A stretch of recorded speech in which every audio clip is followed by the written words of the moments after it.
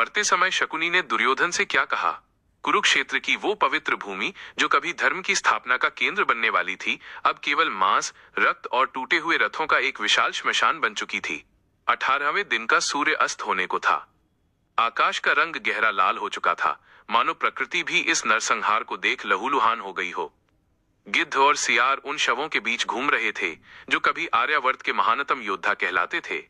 हवा में धूल, पसीने और लोहे की गंध घुली हुई थी। दूर कहीं हाथियों की चिंगाड़ और घायल सैनिकों की कराह सुनाई दे रही थी। इस भयावह शांति के बीच युद्ध के मैदान के एक एकांत कोने में दो आकृतियां खड़ी थीं। एक था हस्तिनापुर का महाराज दुर्योधन, जिसका स्वर्ण कवच अब धूल और रक्त से सना हुआ था, और दूसरा था गांधार नरेश शकुनी।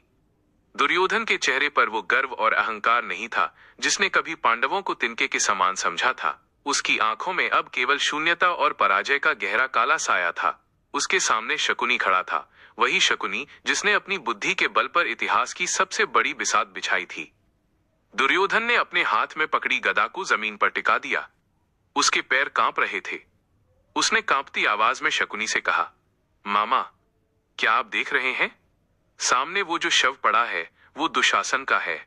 वह जो धूल में मिले हुए मुकुट दिख रहे हैं वे मेरे भाइयों के हैं। पितामह भीष्म शरशैया पर हैं, गुरु द्रोण जा चुके हैं और अंगराज कर्ण, मेरा सबसे प्रिय मित्र, वह भी मुझे अकेला छोड़ गया। दुर्योधन की आंखों से आंसू गिर रहे थे। मामा, आपने तो कहा था कि ये युद्ध मेरी विजय का मार्ग प्रशस्त करेगा। आपने कहा था कि चौपड़ की उस सभा में हमने पांडवों को जो अपमानित किया वो हमारी ताकत की शुरुआत थी। लेकिन आज मैं देख रहा हूं कि मेरी जीत तो बहुत दूर, मेरे पास मेरा परिवार भी नहीं बचा। क्या यही आपकी उन चालों का परिणाम था? क्या इसी दिन के लिए आपने मुझे उकसाया था? शकुनी के चेहरे पर कोई शिकन नहीं थी। वो चुपचाप दूर जलती हुई चिताओं को देख रहा था। उसके होंठों पर एक ऐसी मुस्कान थी जिसे समझ पाना किसी साधारण मनुष्य के वश में नहीं था। शकुनी ने धीरे से अपना हाथ दुर्योधन के कंधे पर रखा। उसकी आवाज आज पहले जैसी मीठी नहीं थी, बल्कि उसमें एक ठंडी कड़वाहट थी। वत्स दुर्योधन, तुम मुझसे विजय का हिसाब मांग रहे हो। मैंने तुमसे कभी विजय का वादा नहीं किया था। मैंने तो केवल तुम्हें वो रास्ता दिखाया था जिस पर चलकर तुम अपनी नियति से मिल सको। दुर्योधन चौंक गया। ये आप क्या कह रहे हैं मामा? आप तो मेरे मार्गदर्शक थे। आपने सदा मेरे भले की बात की। शकुनी खिलखिलाकर हंसा, लेकिन उस हंसी में कोई खुशी नहीं थी। भला? किसका भला दुर्योधन? तुम्हारा या हस्तिनापुर का? सत्य तो यह है कि मुझे न तुमसे प्रेम था न हस्तिनापुर के सिंहासन से। मेरा उद्देश्य तो बहुत पहले ही तय हो चुका था। वह उद्देश्य था प्रतिशोध। दुर्योधन स्तब्ध रह गया। शकुनी की आंखें अब अतीत की ओर मुड़ गई थीं।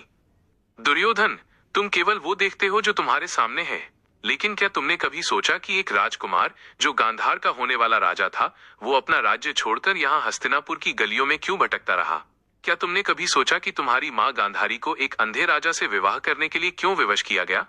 वो विवाह नहीं था दुर्योधन, वो गांधार के स्वाभिमान की बलि थी। भीष्म के पराक्रम और हस्तिनापुर की शक्ति ने मेरे परिवार को कुचल दिया था।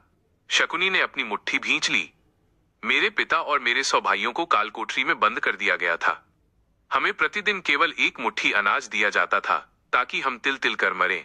मेरे भाइयों ने अपने हिस्से का अनाज मुझे खिलाया ताकि मैं जीवित रहूं और इस अपमान का बदला ले सकूं। मैंने अपने पिता के शरीर की हड्डियों से ये पासे बनाए थे। ये पासे नहीं थे वत्स, ये हस्तिनापुर के विनाश का बीज थे। दुर्योधन के पैरों के नीचे से जमीन खिसक गई। उसे ऐसा लगा मानो जिस इमारत को वो अपना घर समझता था, उसकी नींव ही बारूद पर टिकी थी। शकुनी ने आगे कहा, तुम मेरे शिष्य नहीं थे दुर्योधन, तुम मेरे सबसे प्रिय मोहरे थे। मैंने तुम्हारे भीतर के अहंकार को सींचा, तुम्हारे क्रोध को हवा दी और तुम्हारी घृणा को पाल पोस कर बड़ा किया।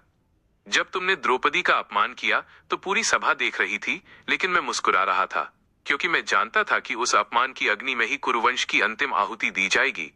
लेकिन मामा, मैं तो आपका भांजा था। दुर्योधन चिल्लाया।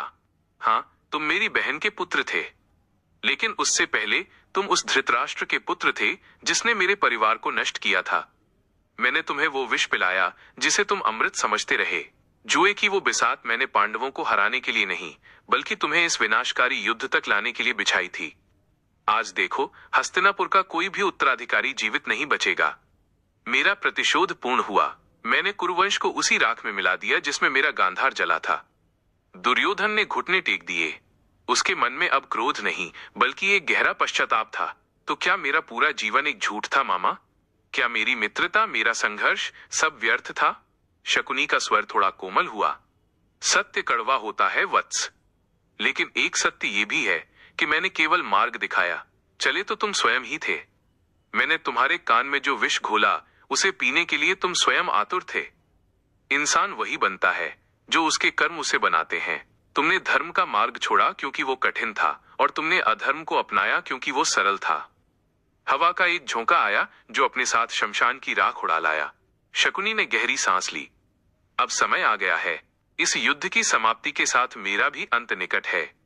लेकिन याद रखना, दुर्योधन नियति से बड़ा कोई नहीं, कृष्ण भी नहीं, मैं भी नहीं, और तुम भी नहीं। हम सब इस महाकाल के खेल के पात्र मात्र हैं। मैंने अपना खेल पूरा किया, अब तुम अपना अंतिम कर्तव्य पूरा करो। शकुनी ने दुर्योधन की आंखों में देखा। दुर्योधन, जब मैं इस युद्ध भूमि में अंतिम सांस लूं तो मेरे शरीर को पवित्र अग्नि मत देना। इसे इसी धूल और रक्त के बीच छोड़ देना। यह कुरुक्षेत्र ही मेरा साक्षी है। यही मैंने अपना जीवन समर्पित किया और यही मुझे शांति मिलेगी। इतिहास मुझे एक कपटी, एक षड्यंत्रकारी के रूप में याद रखेगा, लेकिन कोई ये नहीं पूछेगा कि उस षड्यंत्रकारी को किसने जन्म दिया था। दुर्योधन ने देखा कि शकुनी की आंखों में अब वो चमक नहीं थी। उसकी आंखों में एक अनंत थकान थी। वह व्यक्ति जिसने पूरी दुनिया को नचाया अब स्वयं शांत होने को था। अगले दिन जब भीम और शकुनी का सामना हुआ तो शकुनी ने कोई विशेष प्रतिरोध नहीं किया। वह जानता था कि उसका कार्य पूरा हो चुका है। भीम की गदा के प्रहार से जब शकुनी भूमि पर गिरा तो उसने अंतिम बार कुरुक्षेत्र की उस मिट्टी को चूमा। मरते समय उसके कानों में अपने भाइयों की वो चीखें नहीं थीं, बल्कि एक अजीब सा सुकून था। उसने आकाश की ओर देखा और कहा, पिताजी, मैंने अपना वचन निभाया। हस्तिनापुर का अहंकार आज इस मिट्टी में सो गया है। दुर्योधन ने दूर से अपने मामा को गिरते देखा। उसकी आंखों से जो आंसू गिरे वे केवल दुख के नहीं थे, वे उस बोध के थे जो अंततः हर इंसान को मृत्यु के द्वार पर मिलता है। उसे समझ आ गया था कि बदला कभी किसी का भला नहीं करता, वो केवल विनाश का एक अंतहीन चक्र है। शकुनी की मृत्यु के साथ ही महाभारत का वो अध्याय समाप्त हो गया जहां बुद्धि का प्रयोग केवल विनाश के लिए किया गया था।